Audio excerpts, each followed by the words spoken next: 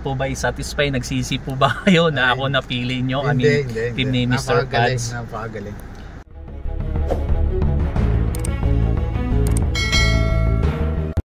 Ito si Sir Kurt na sinamahan po natin na bumili ng ticket dito po sa lugar po ng Pasig. So far guys, ito yung ticket 2020 at ang kanyang milyahe odo 21,139. So sir, ang unit naman ito sir, na-check po natin yung makina. Okay naman siya, wala siyang usok. Pino ang andar niya, hindi siya palyado yung mapalag. Tinignan natin yung wiring, wala siyang sadin na binuksan o pinagbaklas yung wiring. So okay rin yung wiring at hindi rin siyang nag-overheat. So sumula kanina siguro more than 1 hours na pinaandar natin. So kapag ang sasakyan po kasi guys, sir, kapag pinaandar mo ito na 13 minutes 15 minutes, pag overheat talaga. So okay naman, tinignan natin sa scanner kasi hindi mo makikita yung overheating nito sa dashboard. Kapag umilaw na, ibig sabihin malala mo yung pag-overheat. Pero sa scanning naman, tama lang yung temperature niya.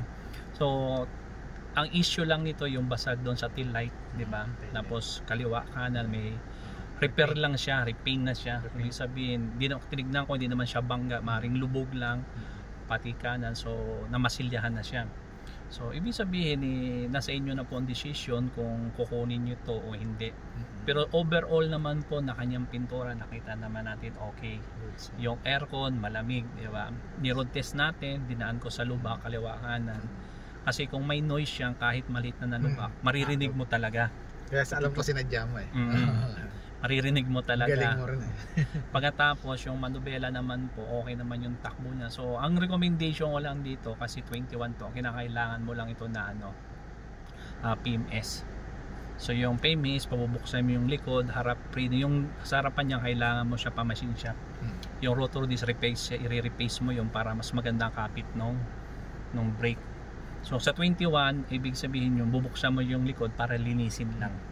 At wala naman, hindi naman ito matatawag na heavy PMS, parang ang pinakatrabaho lang nito, change oil lang talaga. Ang nito sa 21,000, tapos check ng filter, check ng aircon filter, pero linis lang lahat yan. PMS kasama change oil? Oo, kasama change oil kasi binili mo ito, kailangan marama mo yung history. Pero yung harapan, yung rotor niya, kailangan mo siya i-replace para gumanda yun kasi medyo may kalawang na siya. At pinaangat nga natin, di ba? So yung pinangat natin, nakita natin talagang sasakyan ito nakatambay lang. Hindi siya yung gamit na gamit kasi makikita mo yung parang yung dumi niya, yung kalawang, ibang klase yung kalawang niya. Yung kalawang na stock talaga. May kalawang na alam mo yung nalubog, alam mo yung kalawang na talaga na stock lang siya. So far, yung naman, yung mga dashboard dyan, chinik ko naman yung dashboard, okay naman lahat, mga ilaw, nakita mo naman, chinik natin na inayos natin, tinignan natin mabuti yung mga ilaw, yung side mirror, chinik ko rin, pati yung wiper blade.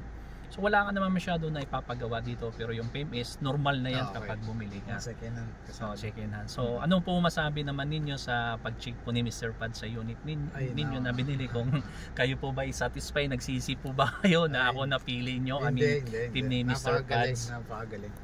So, yung tinitingnan ko pa lang, na alam ko rin na may paint, na alam mo rin pala, nakikita mo. Tsaka mabusisi, sobrang busisi, napakagaling. I really recommended ka. So maraming salamat. Salamat din sir. Thank you rin sa iyo sa tiwala niyo kay Mr. Pads. Sa mga gusto po guys na magpa-assist po.